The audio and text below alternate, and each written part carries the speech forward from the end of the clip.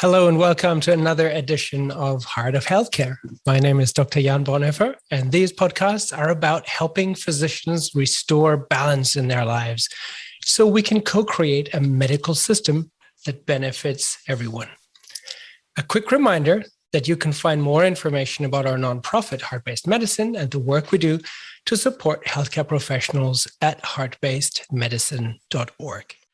Welcome to the Heart of Healthcare podcast, exclusive interview with our special guest Pamela Spence, medical herbalist, to talk about the lost art of convalescence.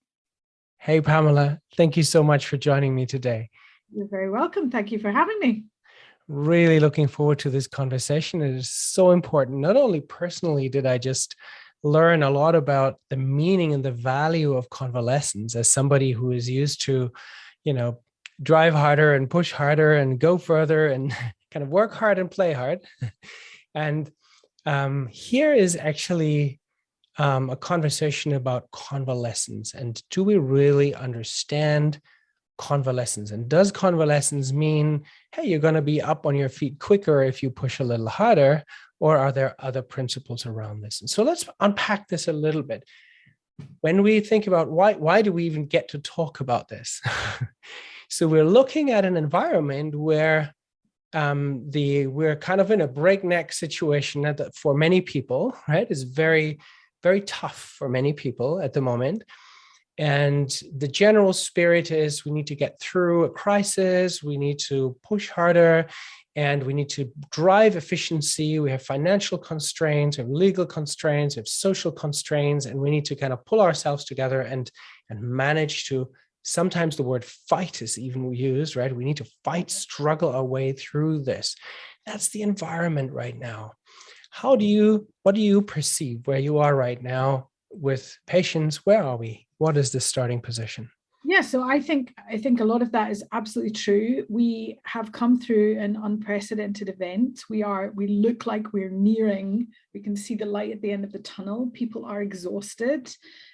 They have, particularly looking at colleagues who work in mainstream healthcare, which as a medical herbalist, I do not. I'm watching them nearing burnout. I'm also seeing patients who have had COVID and who have perhaps now got long COVID. So they are really struggling with their energy levels. And there is this clash between our society and the way it functions and its requirement for us to get back on the horse and get back to work and carry on regardless, and our body's physical need to rest and recuperate after, if you want to use that analogy, after a battle, right? And particularly for people who were affected by, thinking of COVID now, who were affected by COVID early on in the pandemic with the first wave or second, where it was perhaps more severe and we didn't know what to do with them. And so I think there's this huge clash between the expectation that we should be able to get back on the horse and just keep going. And sometimes our bodies are just not able to let us do that. So I see lots of people frustrated, worried, not able to, and also because we haven't had our usual holidays. So I talk a lot to my patients about resilience. So our markers in the year, we have certain markers in the year. I'm talking very much about our, sort of Northern European culture here, because that's what I know. We have markers in the year where we build resilience. And one of our most important cultural markers is our holiday in the sun, right?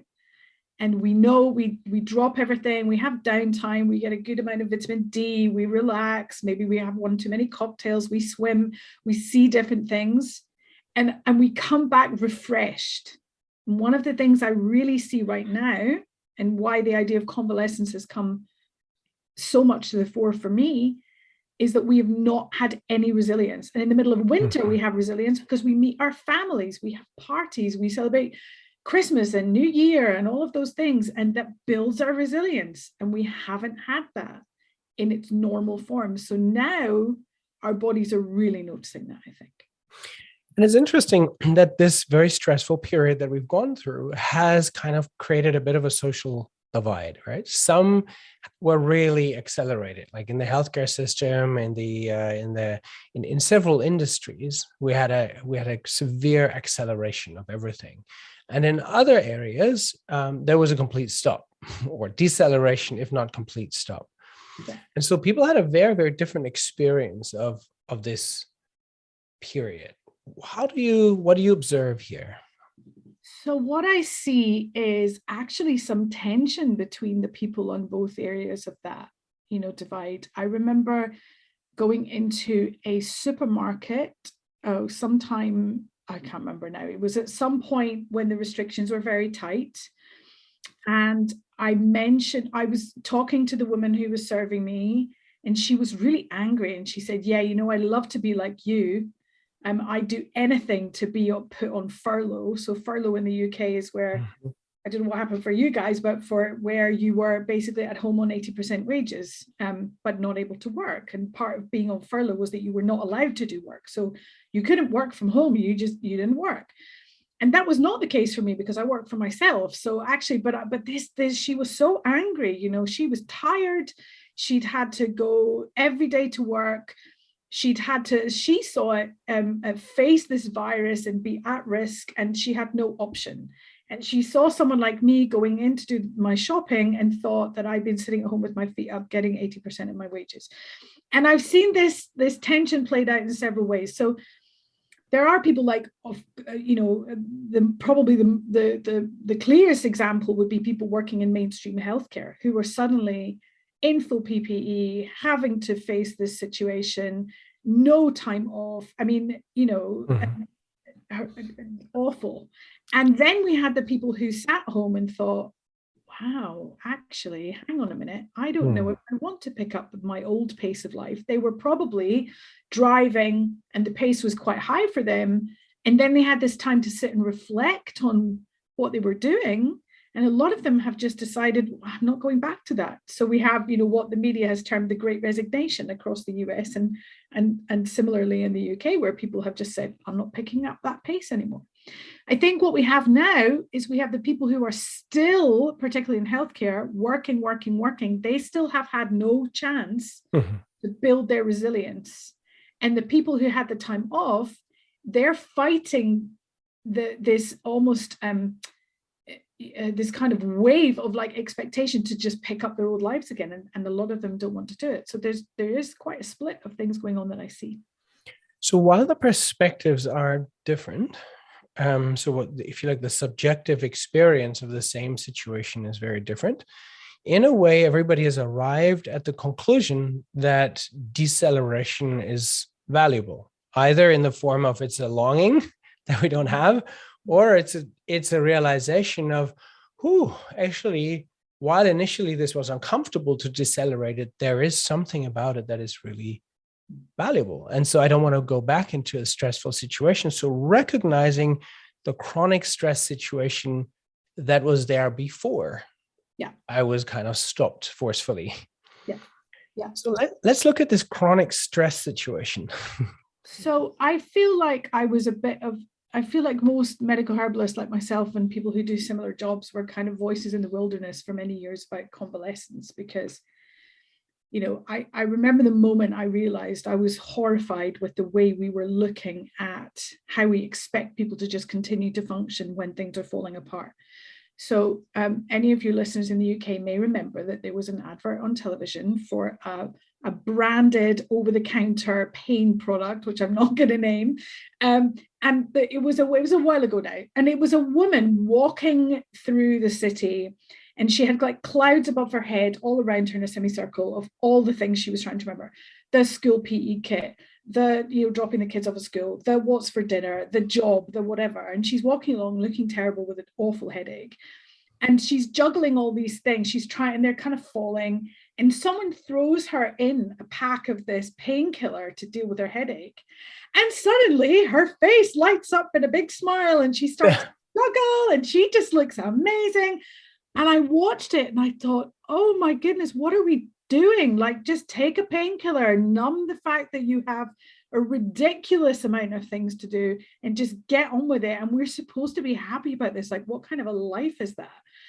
And so for me, as a medical herbalist, we often look back to our traditions, a lot of the evidence we're looking at, because, let's face it, herbs don't always stand up brilliantly in clinical trials, because clinical trials are often looking at a single chemical, and herbs have, a few hundred in there. We don't even know the name of some of them. So the evidence is obviously often not there, or the money is not behind it to do the trials. So a lot of the time we're looking at our empirical evidence, which is hundreds of years old, sometimes longer than that.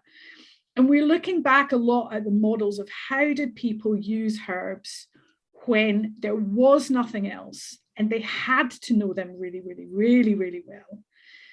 Now we have a tendency just to learn the headlines, so we know, St. John's wort for depression and things like that, but St. John's wort is vastly more important than that in the herbal pharmacopoeia. But anyway, so we look at the ways of, and often what we're looking at is just coming back to the basics, like, is that body well hydrated? Is that body well rested? Has that body had nourishing food today? Has that body been exercised today? It's absolutely back to basics. So it's not about the next superfood and the next amazing extract that's come from, outer Mongolia. And it's not about that. It's about the basic steps. And so often when I take my patients through those steps, they haven't even thought of those things. They just haven't, it hasn't occurred to them that they would be a problem. It's like, and then there's this thing about, for example, for me, it's really important to attune yourself to what the seasons are doing. So we talk about each person having their own sort of constitutional type, where some people run really hot, some people run really cold. It figures that people who run hot might struggle a bit on a hot summer day. People who are cold are probably going to be much more comfortable. So how can we balance that by what we put into our bodies? And what I'm always saying when I'm teaching or I'm talking to my patients is stress. So getting back to your chronic stress point, stress is a whole body response. Every cell in you, if you are actually facing a tiger, which is, the old face the tiger, fight the tiger, flee the tiger, because, our bodies haven't changed a lot since we lived in caves, but the circumstances we are living in and what we expect from them has changed vastly. But they're still running on this ancient cave dwelling fight, flight, freeze system. So if you're actually facing a tiger, your body's not really all that worried about whether you're going to catch a cold, which is why your immunity is depressed, but it should be depressed temporarily. It's not that bothered about whether you're going to digest your meal really very well in that moment, which is why all energy and function is taken away from digestion, but it's meant to be temporary and restored immediately afterwards. And all of the other things that, come with it, with the stress response. So because we don't face tigers anymore, we might face our boss, your overfull inbox that you cannot get down to a number under 100. It might be your family situation. It could be debt. It could be those things that are triggering your stress response. We can't just fight them and get away, especially with something like your boss who you have to face every day, right? Or someone in your workplace who's particularly difficult to work with. And so these systems in our body that are depressed by the stress response continue to be chronically depressed year upon year upon year upon year. So you end up with low-level digestive issues, you end up with low-level immune issues, you all of those things. And for years, lots of people said, oh, it's not, it can't all be down to stress. And now we're kind of looking at it and saying, well, hang on a minute. A lot of it could be down to stress. We know those chemical cascades happen. We know that those interactions happen in the body. And we know that there are consequences. What we're not great at doing is recognizing those consequences, because they're usually long-term and low level until they've been going on for quite some time. And recognizing consequences is one issue, right? Recognizing the underlying assumptions of what we deem as normal or questioning those is also really important. So we may say like, oh, I haven't realized that actually my digestion, my ability to digest food very well has decreased over the last 5 years, gradually, or my ability to deal with infections or with inflammatory states. Yeah. And yet, I haven't really questioned why I ended up in this first place, because it's normal that I'm commuting 1.5 hours every morning in a crazy traffic, and because everybody does, right? And it's normal that I work the hours that I do, and it's normal that and so on. So a lot of things are taken as a given, and not actually taken as the cause of illness, the cause of suffering. And I also think that culturally, we still talk about stress and we expect people will feel anxious. So many people are stressed and they're not anxious. There's also, I think, a little bit of to be stressed is seen to be weak. You're not coping. There's a lot of that around. You're not at the top of your game. You're not, so there's a weakness there inferred, which is absolutely not true. It's a natural state of your body. But we do often conflate being stressed with being anxious. Now, for some people, that is going to be the case. But I know a lot of patients and specific constitutional types that you see it in actually, who tend to be absolutely at the top of their game, in control of everything. They can also be super fit, all of the rest of it. And slowly in the background, you notice their blood pressure starts to go up. And that's the sign that there's a problem. And they are calm as you like. But if you help with the stress, you find they don't have a cardiovascular issue, but what they do have is a chronic stress issue. So what, in your experience, is a really helpful way of recognizing whether I'm chronically stressed or not? And what are helpful ways of dealing with it that, if I recognize that I might be one of those, I might meet these criteria. What is available? Okay, so I would first of all say that if you are living a normal, inverted commas, what's normal, but a standard society normal Western style lifestyle, you're chronically stressed. I think let's also just start from that, because if what you have to reflect back on is that your body was designed to work at the living in a cave kind of lifestyle, and just think how different that is. So I don't think most of us who are adults in Western Europe, say, or living a Western lifestyle, who have got a job, who maybe have a family, who are running a house, that's already a lot. And the thing that really comes out for me, as is normal in healthcare, a higher proportion of people who come to me for help tend to be women than men. Because we have this whole thing about men stepping forward and asking for help, which is culturally known. The real car crash for women is that at this point, when they get into their kind of 40s, and particularly, and they are starting to notice hormonal changes going into menopausal times, at that point, their adrenals are so tired managing the chronic stress that they then have to step up and start getting involved in estrogen production. And that's why a lot of them find that the stress becomes unmanageable at that point. So I see that pattern happening a lot. So things to do, I think, well, first of all, be thinking about, okay, if we assume that all of us are to some level chronically stressed because we're working in a situation that our bodies were not designed for. But of course we can adapt, because otherwise we wouldn't be here, right? And, it's not all doom and gloom. We need to just look at the areas of our lives, those simple things like our hydration. Are we hydrated well enough? If you're really dehydrated, drinking lots of water is just going to make you have to, visit the toilet every 10 minutes. That's not going to work. So, actually, because if you think about it, a dry log, pouring water on that, what happens? The water just rolls off it, right? So what you need is oil to massage into that, don't you? So it's things like slowing down the transit of water through your body by eating gloopy foods like, chia is very popular at the moment, or good old-fashioned porridge, or things that hold on to fluid and slow it down. You'll look at your hydration, look at your sleep. A lot of people will be working shifts in healthcare, but Are there things that you can do to mitigate that to help you get better rest? Look at, how you're using things like caffeine. Are you enjoying your cup of tea that you're reaching for, or your coffee, or are you depending on the caffeine to try to bring you energy?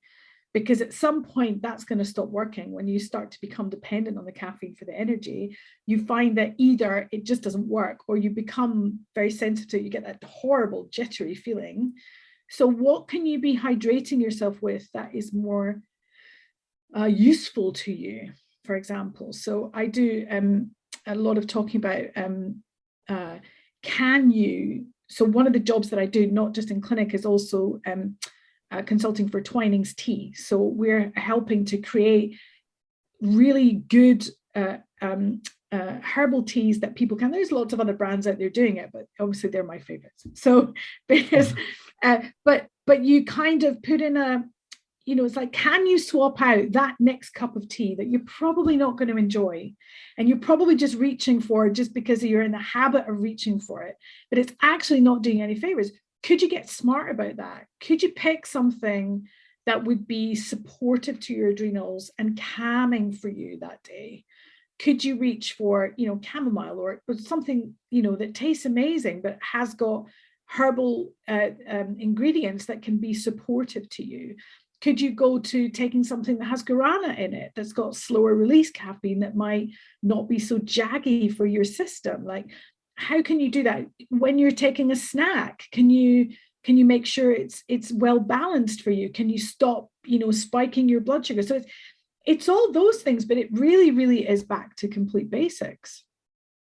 And without those basics in place, the body's always, you can get into these sort of blood sugar, insulin spiking situations, and then you're never going to feel great.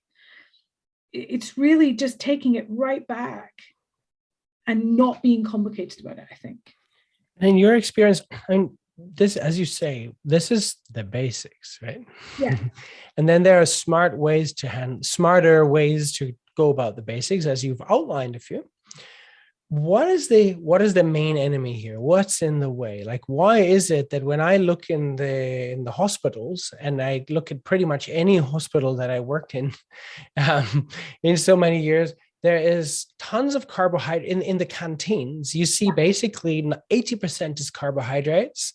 Yeah. And of that, probably, again, 80% is such free sugars. It's just sugary, right? And it's incredible. And this is what is consumed. And this is consumed in tons, right? And then it's kind of tea, coffee, Coke, and all the carbs, right? Yeah. Now, these are all healthcare professionals, so they all know what you just said. Know it. They don't do it. What is it? What's in the way? So I think one of the things is that when you are already tired and depleted in whatever area is depleted, that good old limbic system in the brain is kind of, if your blood sugars drop because you've just done a night shift, or you've been on shift for ages, or you can't go to the loo on a break because you're in your PPE, and so you don't want to drink because you don't want to take the toilet break, that all of that. When you start from that place, your survival mechanisms in your brain are hardwired for you to pick the sugariest, fattiest, quickest brain food you can get your hands on. And overriding a survival instinct when you are already exhausted is really hard, because it's called a survival instinct for a reason. It overrides your willpower, which is coming, from your sort of prefrontal cortex, kind of willpower behaviors. It's going to override it every time. You're setting yourself up for failure if you go into that situation exhausted. And guess what? Most of the people in the canteen and the places where you are going to be pretty tired. So for me, it's that thing about, never go food shopping when you're hungry, because you're going to make really bad choices. And I'm not a sort of wholesome, whole foods kind of a person. It's like, it's all about balance. There is a time to reach for the donut and the cappuccino. Absolutely.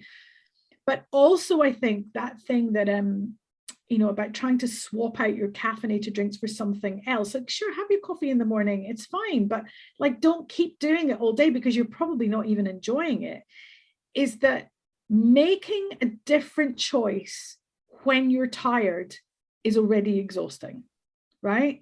So what we tend to do is, because we are so tired and there are so many choices in modern life, is that we find ways to not choose on the micro level because we've got to keep everything we've got for the major choices. So what that means is, I want a cuppa. So in the UK, we have this great phrase, a cuppa. Now, a cuppa generally means the drink, the hot drink that you consider to be your one that you have several times a day. I fall into this trap all the time too. So mine would be a chai tea, right? Be a chai tea bag with a little bit of milk in it. That's a cuppa. When my husband says, would you like a cuppa? That's what I mean. For me to want anything else requires effort. What is it that I want? Do I want peppermint? Do I want this? Do I want a cold drink? I don't know. I'm really busy. I have a full inbox and patients, and my dispensary needs attending to. I just want a cuppa. And so I think that, one, it becomes very easy for the providers of those sugary, carbohydrate snacks to just have what everyone keeps asking for, because they are taking a financial risk to offer, I don't know, falafels and a a lassi or something, and people are not going to have it because they're like, oh, what's that? But there's another thing, which is the people in the queue are just too tired to make a different choice. That's really valuable, right? So you say, so a couple of things. So let's summarize a little bit and then dive deeper into the art of convalescence. Okay. So I think what we touched on was, one, the first step of the art of convalescence is to recognize that we are in a state of chronic stress, or that we are somehow in a depleted state. Yeah. And the very fact that we are recognizing that means we need to have the liberty to see that, which means we need to have a little bit of bandwidth already. So when we're fully stressed out, that's probably not even going to happen. So we need a friend, we need a colleague, we need somebody else to give us a nudge, right? So that at least we start seeing.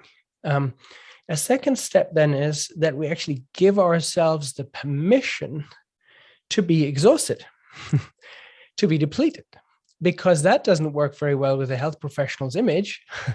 That, I mean, we're always there, we're always ready, we're there for others, we're never depleted, we're always helping others, and we're fine, right?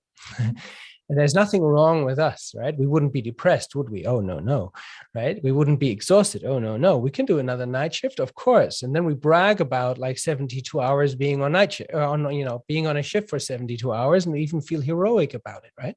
There is a heroism. And even, I'm not in that system by any means, but I notice sometimes if I get sick and I have to cancel a clinic, sometimes patients are really upset with me. What you're sick? Well, I get sick. I'm not Superwoman. Like, yes, I have a dispensary out there and I can get all the medicine, but my body requires to be sick sometimes, there is that too. So then a third step is to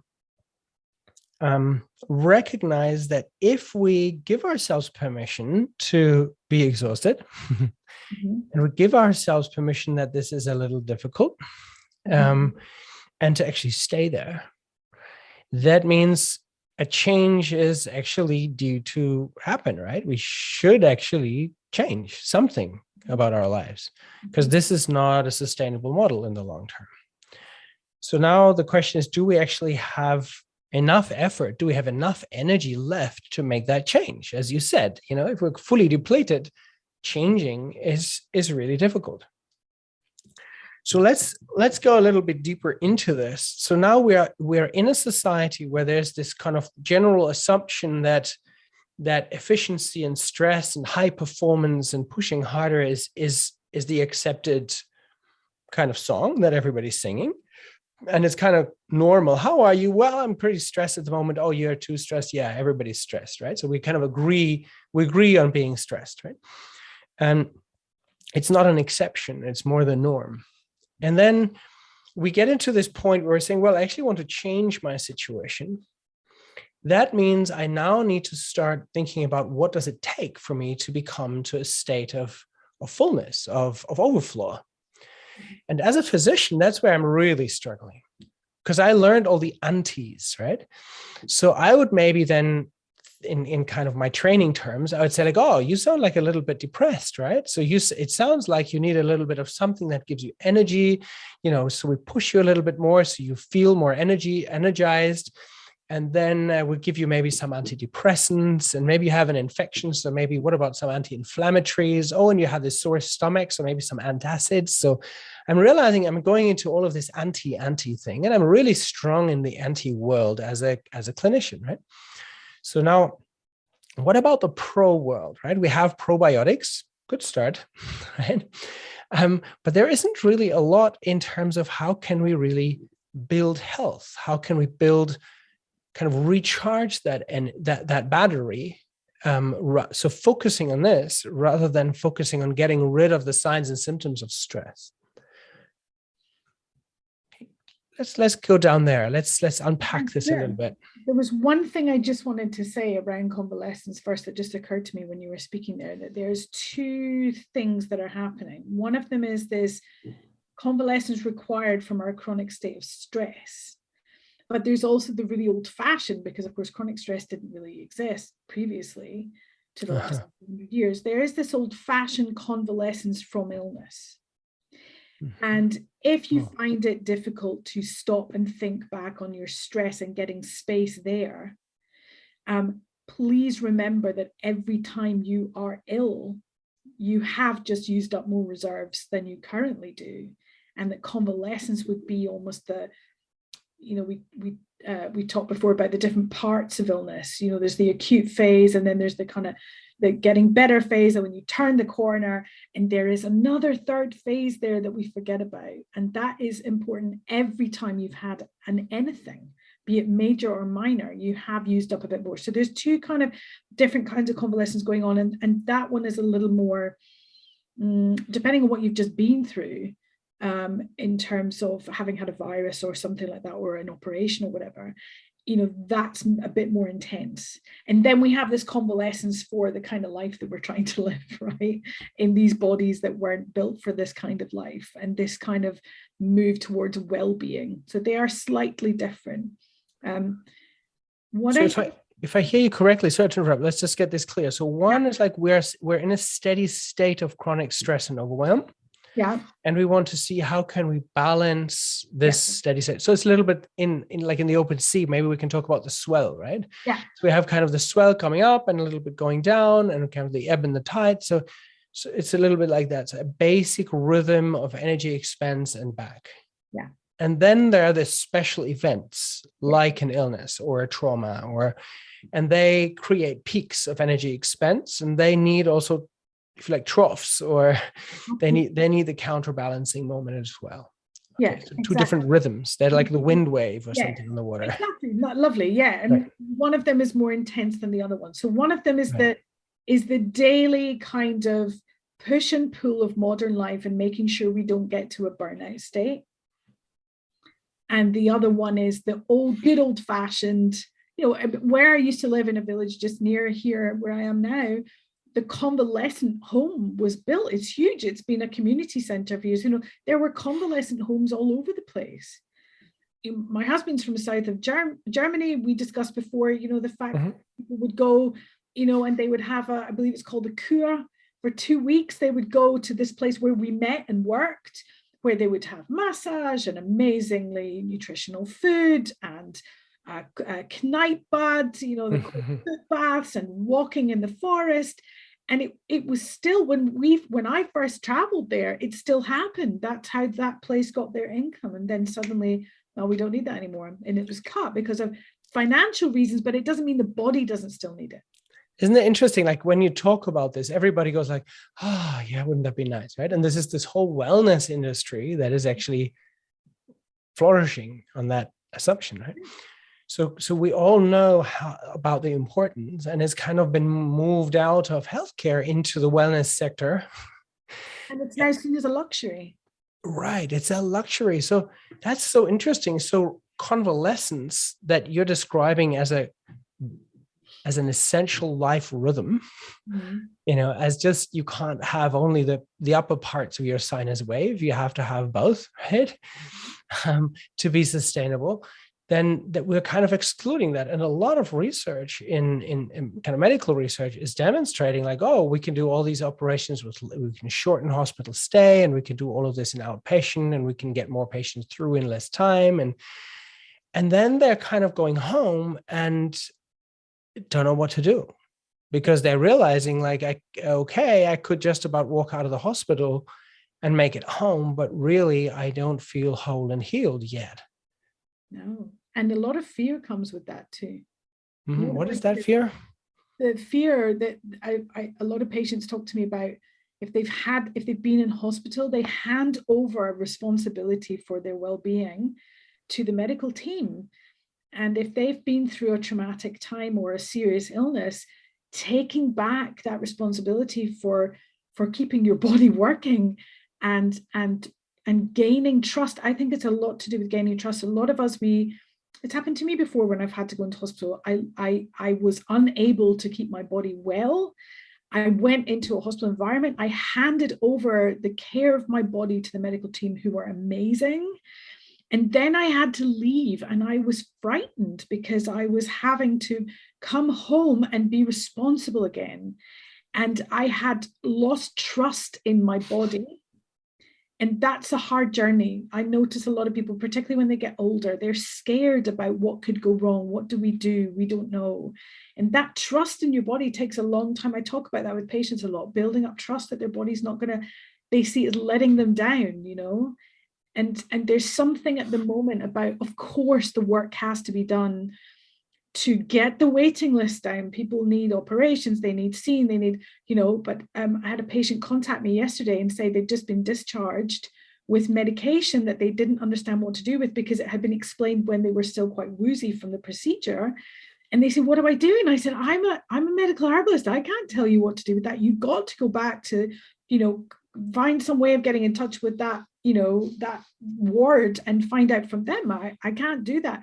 And that sense of the follow-up not being there. And I think a lot of the follow-up is confidence building. We know after trips, slips and falls, in the elderly, it's about not being in hospital too long so that they are de-skilled, but at the same time helping them build their confidence up again so that they're less likely to have another trip because they are not confident in their step, for example.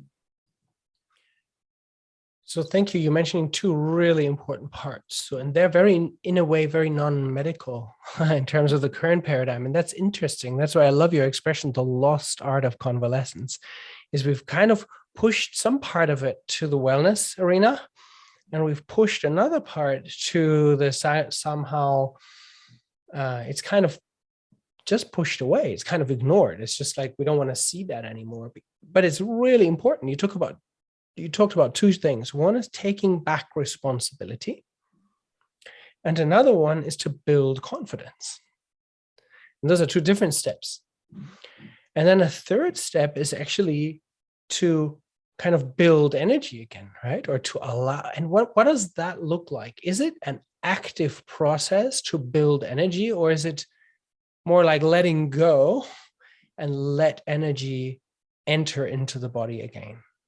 Let it build up by itself. It's a bit of both, I think. And actually what you just said there, I just had this realization when you speaking to you as a medical doctor, part of the paradigm that is an issue, I think, for medical colleagues in terms of pushing yourselves too hard and have the bravado, is the fact that the patient hands over responsibility. I mean, if you've ever had to, my family, my father died a few years ago, but he went through years of ill health.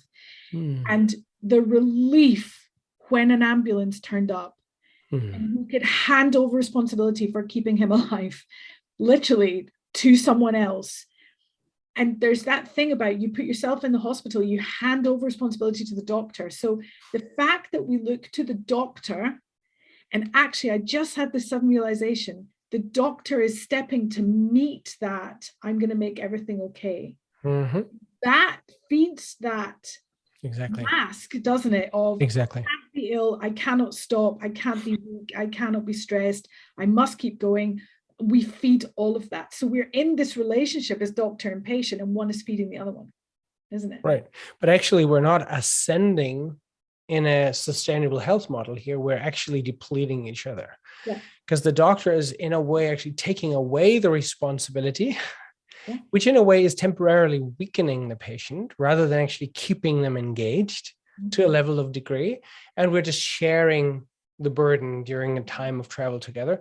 And at the end, we're kind of abandoning the patient, if you like, from a patient's perspective. And then we assume that there is no guidance or no company needed anymore during a really vital last phase of the healing process, the convalescent phase. When they are trying to, when they then have to reassume that responsibility and do that. Yeah. Do you have a sense for why medicine is so comparatively poor? Even in when it comes to convalescence, like the rehab part is pretty close to that, and some of palliative care is really kind of trying to get into this, right? So palliative care that is conceptualized a little bit beyond the immediate kind of near-death experience, but palliative care in a wider sense is kind of aiming to explore this, and also the rehab part is trying to explore this. And yet the focus of palliative care and rehab is still a lot on kind of what is the weakness, what's the deficiency, and how can we compensate for that.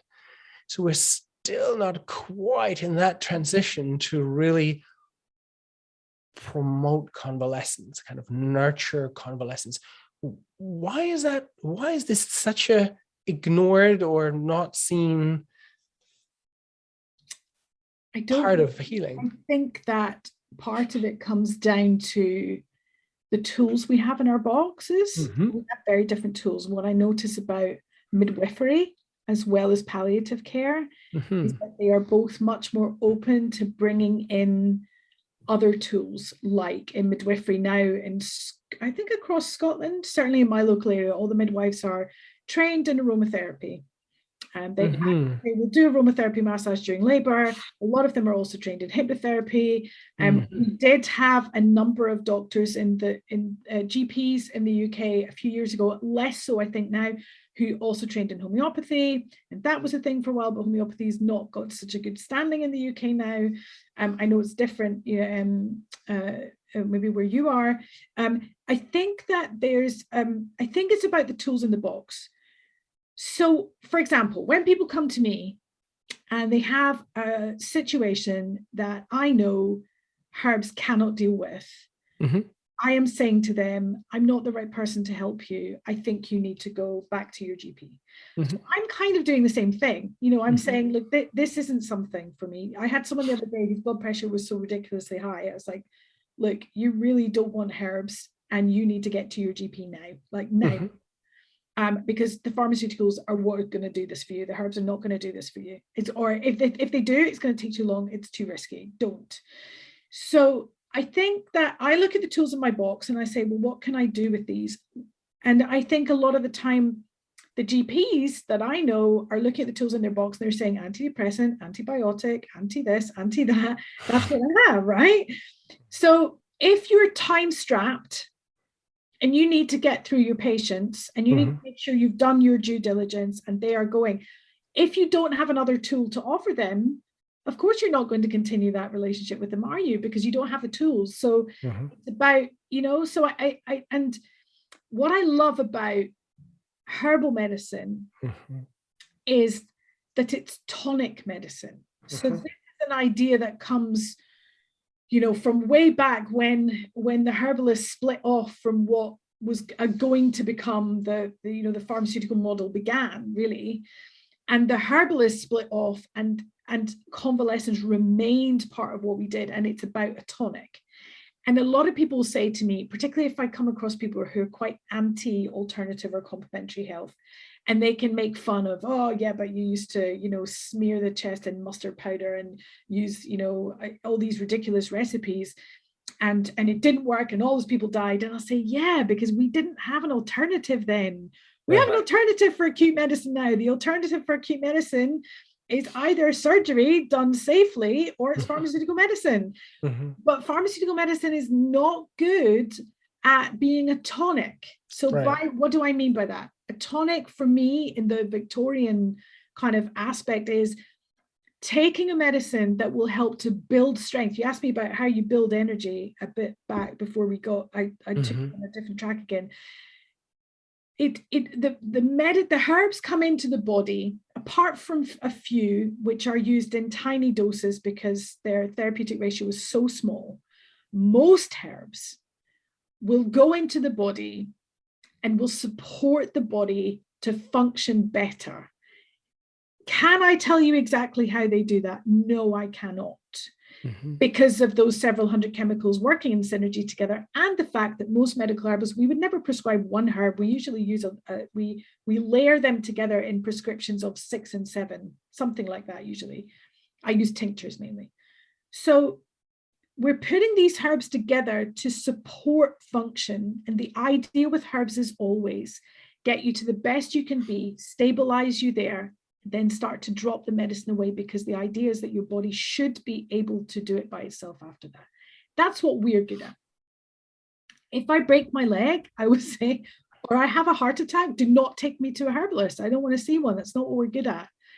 But what we can do is come alongside and support. So for example, herbs like Vitex, Agnus cassis, which is important hormonal herb, works on the pituitary gland, tweaking up what hormones the body's asking for. Herbs like hawthorn, which is well used, I know, in Western Europe for blood pressure. We use it for low and high blood pressure. How can it possibly do that? You find that time and again with herbs. It can raise blood pressure that is a bit too low, and it can lower blood pressure that's a bit too high. It's a normalizer. It's a balancer. It's a tonic. I remember my grandmother there was this liquid you used to get when I was little, and it was like rich in iron and B vitamins and had molasses in it and all this kind of thing. And she would say, that's a tonic. And you had to take it for a week after you were ill to build you back up again. That is what, and I think it's tonic medicine and sort of managing some chronic conditions that don't need to be managed with a fine laser tuned way. Like we talked earlier about, I used to help run the national helpline for epilepsy. Well, that is something I would never treat with herbs, because we need that laser sharp, fine tuned pharmaceutical intervention there. However, could I maybe help reduce stress levels, which might be a trigger for some people's seizures? Yes, I can. Right. So it's that coming alongside, seeing what the body needs. I quite often say to my patients, all I can do is, to the best of my ability, put together a mix for you and ask your body, is this what you need? And your body will tell us. And I think it's the tools that make it so different. When you tell people, ask your body, I don't know what your experience is, but sometimes if I do that, then people look at me like in squared eyes, right? They go like, I'm what? Like, what do you mean by ask my body? I'm not getting it. How would you describe that? How do you ask your body and if you don't ask your doctor, but you ask your body, what's that process like? Okay, so first of all, I would think the people who come to seek out a medical herbalist are probably a little bit more aware that I might use different terms than that, as opposed to going to see a medical doctor where that might feel like, what? So I think it's about, so I'm very meticulous about writing down in someone's own words what their symptoms feel like, to get them to describe the pain. Is it hot? Is it cold? Does it move? Is it aching? Is it sharp? What is it? What are the qualities? So we talk a lot about quality. So someone says headache, I'm like, that doesn't really mean much. Where, how, all of those. And then I get them to think about whether it's changed or not. And also I get them to think about whether, I think I'm really talking in terms, not so much of whether their body likes those herbs or not, but more in terms of how their body responds over a couple of weeks of taking those herbs. What's their body telling them? Are they feeling a bit better? Are they feeling worse? Are they, worse is not often something that happens, but it can. I had a really interesting patient this morning. It just made me think, actually, she's a little girl. I find children are so well tuned into what their bodies want. Yeah. So this little girl has terrible eczema. Oh my goodness, the poor little soul. And her mum gave her a tincture that she was recommended from home. So she comes from Eastern Europe. She was given this tincture that had wormwood in it, right? If you've ever tasted wormwood, it's the most bitter thing ever, ever, ever, ever. So this little girl quite happily took this wormwood and other things tincture before she came to me. And then her mum explained that she'd done this, it didn't help. And could I help? And I'm thinking, she took wormwood? Wow. Okay, so I put together a mix for this little girl. And she took it once and she just said, this isn't right for me. This isn't right for my body. She's 4. And she cried every time her mum tried to take it. So we know she's fine taking medicine. She's fine taking super bitter stuff. This was really nothing in comparison to that. And the situation didn't get better. And I was like, right, I'm going to rethink this. I sent her another tincture. She said, she tried it and she said, this is better. We're 5 days into that treatment. Her skin is much better. There's this thing about like, you know, we need to listen in. Do we lean in or lean out to something? I say that a lot as well. Are you fighting taking your medicine every day? Like it's really a struggle. Or are you like, this is going to make me better? You know, this is so interesting what you're saying, because I think what you're describing is that we are actually looking for another type of outcome, for another type of response than the outcomes that we're using in medical research right now. Right. So in medical research, we'd say patient is able to walk after, self-mobilization after surgery, for example, or patient is able to eat again after, some gastrointestinal illness, or so we have certain outcomes, and they have to do with normal function, normalization of function at its kind of at the basic level. Yes. And so it's a way that they are in many ways very humble outcome markers, because they're very, it's like not dead anymore. Great. Okay. Next one, eating again. Well, great. Very humble. Now what you're talking about is a very refined look into what is actually my inner state. And then when I take something, what is the resonance between what I'm taking and what does my body actually, what is the response of my body here? What does it feel like? And that's a sort of questioning. That's an introspective. That's not an objectified description from the outside, but that's actually a subjective experience from the inside. And that's something that has just not been part of medical research. It's not part of our outcome markers of most conditions. Because it's not easy to measure. But because it's not easy to measure, it doesn't mean it's not important. And I think that's what worries me about the way research goes sometimes. We're following what's easy to measure, what is measurable. That's why herbs don't stand up well in clinical trials. The clinical trials were created for pharmaceuticals. They showcase them well. They perform. You can't follow what a herb is really doing. And when you were going through that list of like, they are eating well, or they're mobilized, or they're whatever, inside me, I'm absolutely screaming, yes, but how do they feel? Exactly. How do they feel? It doesn't matter to them. Like their life, that's amazing. Yeah. Amazing. But how do they feel?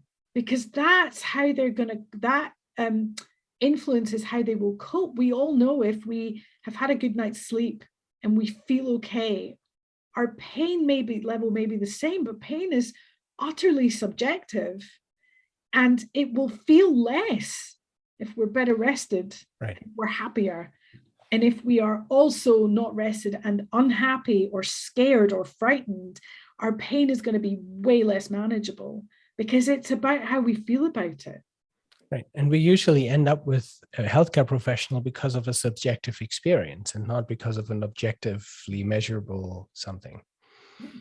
So that's the outcome we're actually looking for as a patient, is a change in the subjective experience. And as healthcare professionals, we are not really trained so far in helping the patient to in accompanying the patient on the journey of staying with this subjective experience. taking that on, giving ourselves the permission to have this experience, and actually then gradually seeing the change and witnessing the change and feeling into what may be helpful here together with a healthcare professional. Yeah. Wow, thank you. This is really, thank you for a deep dive, Pamela. You're welcome. Looking into the drivers and some of the mechanisms of convalescence and where this is such an uncharted ground, really, this convalescent health. The most important thing is, if you think of convalescence, if that feels like an unusual term, think of it like building resilience. Mm-hmm. Stashing something away so that when the next wave hits, you've got something to meet it with, build that resilience, building it through rest, building it through nutrition, building it through all those other things. And then you've got something in the bank, if you like. Right now, a lot of people out there don't have anything in the bank, and that worries me, because they have nothing to meet the next big challenge. Wow, thank you. Thanks a lot. Beautiful conversation, let's say, between a physician interested in convalescence and the perspectives of herbal medicine and a herbalist like yourself. If people want to find out more about what you do and what you think and how you deal with convalescence stages, how would people find you? So people can find me on my website, which is pamelaspence.co.uk. I'm also really active on Facebook and Instagram. So there I'm just Pamela Spence Herbalist. There's also, if people are interested in understanding how they can reduce their caffeine as a first step towards building resilience, I have a free guide that you can sign up for through either of those places, and that will get emailed to you. Fabulous. Thank you so much, Pamela. We'll put those links in the notes and make them available. Thank you for a great conversation. Welcome. Thank you. We'll meet very soon again. This has been a Heart-Based Medicine production. Thanks for tuning in. You'll find all the links in the show notes. Until next time.